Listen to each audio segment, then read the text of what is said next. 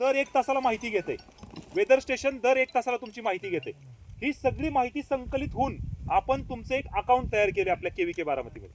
प्रत्येक शेतकऱ्याचा अकाउंट आहे. तुम्ही हा डेटा जर तुमचा समजा हा डेटा जर इथून पुढे तुम्ही 50 वर्षांनी जरी मागितला ना, हा डेटा तुम्हाला तुमच्या शेताचा पाहायला मिळणार. आजपर्यंत असं आपल्या शेतामध्ये मागच्या 10 वर्षाचा आहे संत्र्याचा डेटा मला दाखवा, 10 वर्षाचा मागच्या किंवा मागच्या 1 वर्षाचा आज रोजी काय क्लायमेट होतं यामध्ये आपल्याकडे डेटाच नाही, माहितीच नाहीये.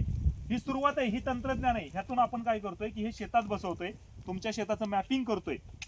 त्यातून आपलं प्रत्येक 1 दिवसाला प्रत्येक 6 दिवसाला आपण या सॅटेलाइटचा जो काय आता तुम्हाला दिसताना फक्त इमेज दिसतात, त्याच्या मागे सगळा डेटा, त्याचे नंबर सगळे तयार होत चाललेत की बाबा ऊस उत्पादनामध्ये जर समजा वाढीसाठी सगळ्यात महत्वाचं तुमचं आज रोजी समजा दिवसाचं तापमान जर 22 अंश सेल्सिअस असेल आणि रात्रीचं अंश सेल्सिअस तापमान जे साधारणतः समजा 18 अंश सेल्सिअस असेल, 4 अंश सेल्सिअसचा फरक होतोय. 4 अंश सेल्सिअसचा फरक पुढच्या आठवड्यात त्या पीक उत्पादनावरती काय झाला हे सगळं मागं तो तपासतो. ह्याला म्हणायचं आहे त्याच्या मागे तो सगळं काम सुरू आहे त्याचं.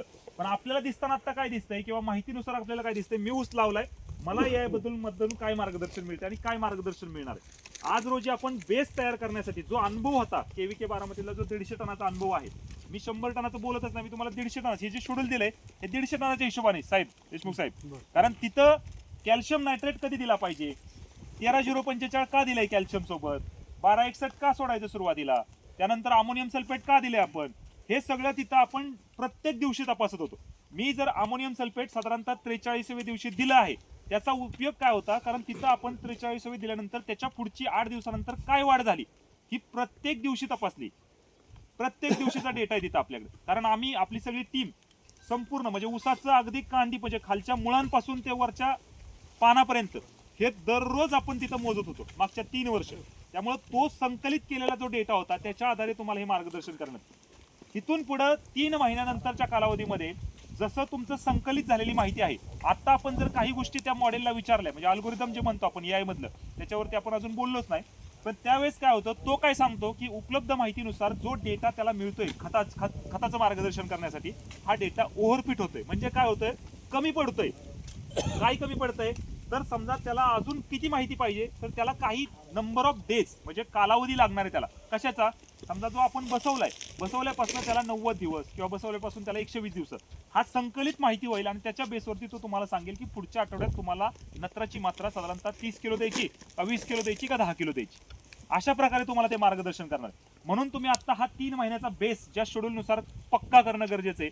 3 महिन्यानंतर जेवढं आता जसे आता हे शेड्यूल झालेले आहेत, मी तुम्हाला तर कालच्या गटाला तर सांगितले 3 महिने पण थांबू नका.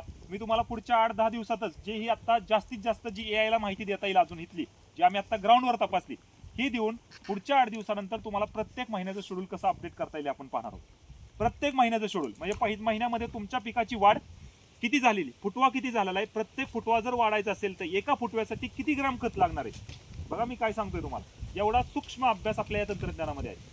1 फुटवा मला वाढवण्यासाठी साधारणतः प्रत्येक 7 दिवसाला किती ग्रॅम खत लागतं याचा सुद्धा अभ्यास आहे. पण ते मातीच्या प्रकारानुसार वेगळे.